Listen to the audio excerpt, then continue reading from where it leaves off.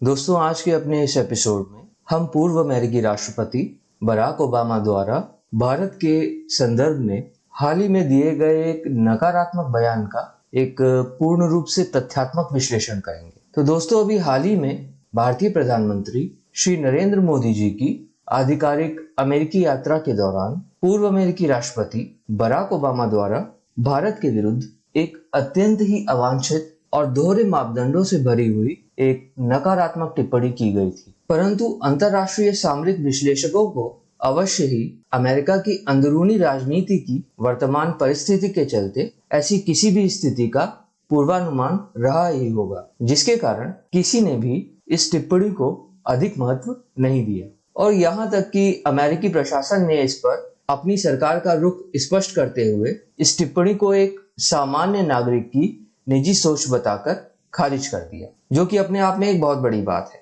परंतु अधिक करीब से देखने पर ओबामा की यह टिप्पणी तथ्यहीन और स्तरहीन होने के बावजूद हमें वैश्विक और विशेष तौर पर अमेरिकी राजनीतिक परिदृश्य और स्वयं पूर्व अमेरिकी राष्ट्रपति की वर्तमान मनोदशा के भीतर झांकने का एक अत्यंत रोचक अवसर प्रदान करती है। तो आइए इन बातों को समझने का प्रयास करते हैं। सर्वप्रथम बात करते हैं पूर्व अमेरिकी राष्ट्रपति बराक ओबामा की, जो कि शायद उसी मानसिक त्रास से पीड़ित है जिससे कि लगभग हर अमेरिकी राष्ट्रपति सेवानिवृत्ति के बाद होता है, और वह है उपेक्षित और अप्रासंगिक हो जाने का भाव। जरा सोचिए, जब आप अमेरिका जैसे देश के राष्ट्र प्रमुख होते हैं तो आप स्वयं को इस विश्व का सर्वाधिक महत्वपूर्ण व्यक्ति अनुभव करने लगते हैं और संपूर्ण वैश्विक मीडिया संस्थानों पर आप ही छाए रहते हैं। और ऐसे में जब एक दिन आप वो नहीं रहते जो कि आप कभी थे, तो आपकी पीड़ा असहनीय होती जाती है और आप समाज और राजनीतिक पटल पर प्रासंगिक बने रहने के लिए कुछ ऐसा करने को बेताब होने लगते हैं जो कि आप अपने पद पर बने रहते या तो ना कर सकते हो, या फिर करना तो चाहते हो परंतु आपको ऐसा करने का अवसर ही ना प्राप्त हुआ। और ऐसी किसी भी मनोदशा का लाभ लेने में वैश्विक और विशेष तौर पर अमेरिकी मीडिया कभी भी पीछे नहीं रहता है। आइए अब बात करते हैं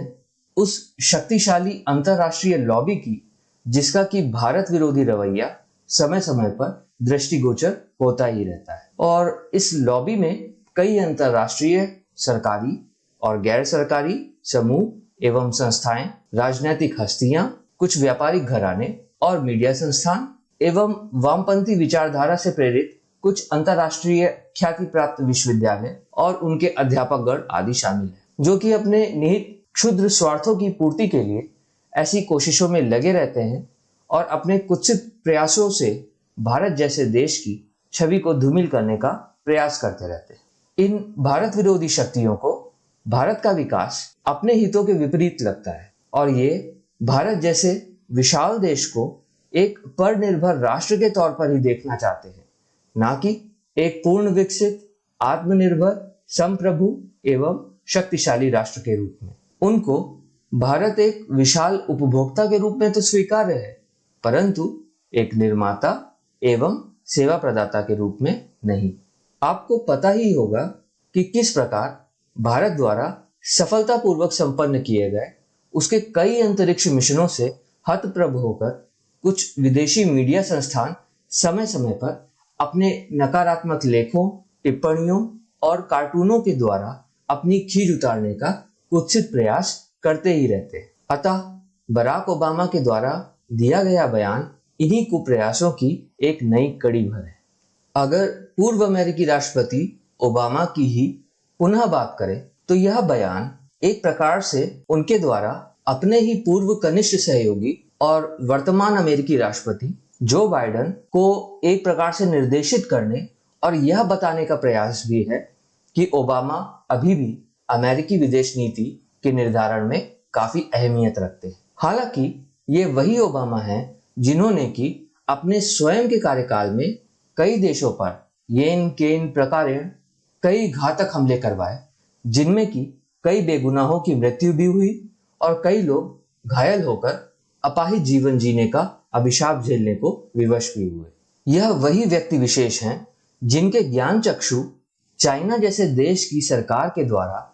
अपने ही देश के अल्पसंख्यकों पर किए गए अमानवीय व्यवहार पर बंद ही रहे, जैसे कि ऐसा कभी कुछ हुआ ही ना हो। यहाँ तक कि वे अपने कार्यकाल में चाइना के साथ एक नया और अति विशिष्ट G2 समूह बनाना चाहते थे, ताकि उसके द्वारा यूएस और चाइना के बीच एक स्थायी संबंध स्थापित किया जा सके और वैश्विक राजनीति में इन दो सामरिक ताकतों का वर्चस्व कायम किया जा सके। और अपनी इस कोशिश में वो इतना अधिक उतावले हो गए थे कि उस क्वाड जैसे समूह की भी अनदेखी करने लगे थे, जिसका कि जन्म ही अमेरिका के नेतृत्व में 4 बड़ी लोकतांत्रिक सामरिक शक्तियों द्वारा चीन की ही बढ़ती साम्राज्यवादी सोच और महत्वाकांक्षा का प्रतिकार करने हेतु हुआ था। अब आइए थोड़ा ध्यान एक अन्य महत्वपूर्ण बिंदु पर भी डालते हैं। जैसे कि हमने शुरुआत में ही विचार किया था कि भारत विरोधी ताकतों में कई अंतरराष्ट्रीय सरकारी और गैर सरकारी समूह एवं संस्थाएं भी शामिल हैं। तो यहाँ अमेरिका के परिप्रेक्ष्य में इन्हें हम डीप स्टेट की संज्ञा दे सकते हैं। वस्तुतः डीप स्टेट किसी भी देश की सरकारी, गैर सरकारी और निजी शक्ति समूहों का एक स्वयंभू गठजोड़ होता है और ये समूह और शक्तियां परस्पर एक दूसरे का हित साधते हुए उस देश के नीति निर्माण में अपना एक अहम किरदार अदा करते हैं। और अमेरिका के परिप्रेक्ष्य में इस डीप स्टेट के पास डीप पॉकेट्स भी हैं, जिसका की अर्थ यह है कि उनके पास धन की भी कोई कमी नहीं, अतः वे जैसे चाहें अपने हितों का प्रचार प्रसार कर सकते। एक उदाहरण से आपको समझ में आ जाएगा कि ऐसा आखिर होता कैसे है। तो उदाहरणार्थ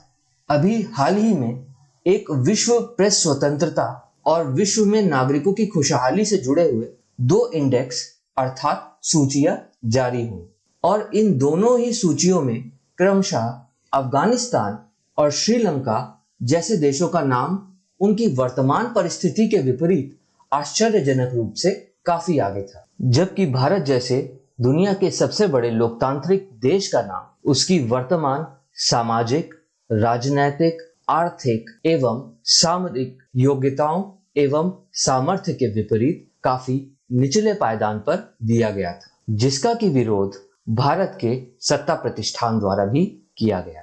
इस परिप्रेक्ष्य में देखने पर हम समझ सकते हैं कि किस प्रकार इन अंतरराष्ट्रीय रिपोर्टों, इंडेक्सों, सूचियों और इस तरह की अन्य गतिविधियों के द्वारा ये डीप स्टेट्स अपना मंतव्य पूर्ण करने का कुत्सित प्रयास करते हैं।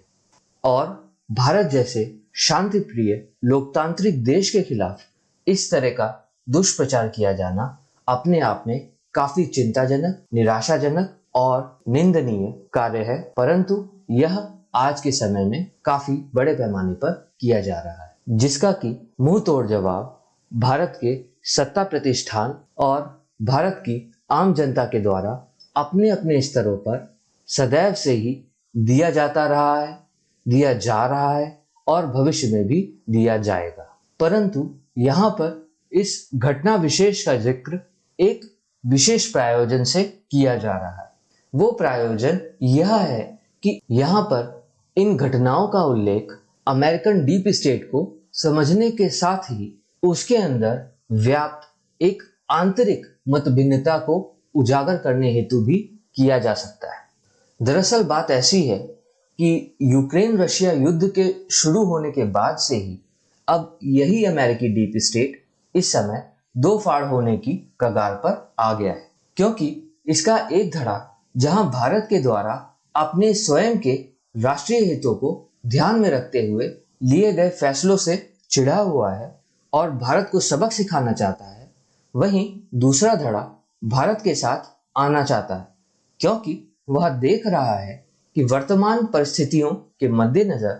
अमेरिका को असली खतरा रूस से ना होकर चीन से है, क्योंकि रूस ना तो एक आर्थिक शक्ति ही है और ना ही उसकी सैन्य क्षमता अब पूर्व के समान रह गई है। अन्यथा उसको यूक्रेन जैसे कमजोर देश के आगे लोहे के चने ना चबाने पड़ते। हालांकि यूक्रेन की असली ताकत उसके पास निर्बाध गति से आने वाली पश्चिमी हथियारों और धन की आपूर्ति है, परंतु उसके बावजूद उसका रूस जैसे शक्तिशाली देश के समक्ष अब तक टिके रहना सबको हैरत में डाल रहा है। और इन्हीं हालातों के मद्देनजर वह दूसरा अमेरिकी धड़ा अब रूस की जगह चीन को ही अमेरिका का असली प्रतिद्वंदी मान रहा है, क्योंकि चीन के पास धन बल भी है और बाहुबल भी है। हालांकि चीन के बाहुबल की अभी जोर आजमाइश हुई नहीं है, अतः यह धड़ा केवल भारत को ही चीन की बढ़ती ताकत के समक्ष चट्टान की तरह खड़ी एकमात्र उम्मीद के तौर पर देखता है और इसी दूसरे धड़े की पूरी कोशिश भारत के साथ महत्वपूर्ण सामरिक और व्यापारिक साझेदारी करके अमेरिकी हितों की पूर्ति करना है। परंतु बात केवल इतनी भर नहीं है, बल्कि अमेरिका के बदलते रुख के पीछे का एक अहम कारण भारत का वह रणनीतिक कौशल भी है, जिसके चलते भारत ने विगत वर्षों में यह दिखा दिया है कि वह अंतर्राष्ट्रीय कूटनीति का एक माहिर खिलाड़ी है और इस सफलता हेतु उसके वर्तमान राजनीतिक नेतृत्व एवं उसके राजनयिकों की भी प्रशंसा अवश्य ही की जानी चाहिए। अंत में हमें यह भी अवश्य ही देखना होगा कि अब विश्व को दिखाई देने लगा है कि भारत का सर्वांगीण उदय एक शांत और समृद्ध विश्व के हित में परम आवश्यक है और इसकी एक महत्वपूर्ण झांकी कोरोना महामारी के दौरान भारत के द्वारा की गई अनोखी एवं सकारात्मक वैश्विक भूमिका में पहले से ही देखी जा चुकी है। तो दोस्तों, अभी के लिए फिलहाल इतना ही। आपका इस एपिसोड में अंत तक बने रहने के लिए धन्यवाद। मैं आनंद अगले एपिसोड में मिलने तक की आपसे विदा लेता हूं। तब तक अपना ज्ञानवर्धन करते रहें एवं कृपया हमारे प्रयास को लाइक और शेयर करें और हमारे चैनल को सब्सक्राइब करके हमारा उत्साहवर्धन अवश्य करें और साथ ही नोटिफिकेशन बेल ऑन कर लें ताकि आप तक हमारा हर एपिसोड सबसे पहले पहुंचे। धन्यवाद।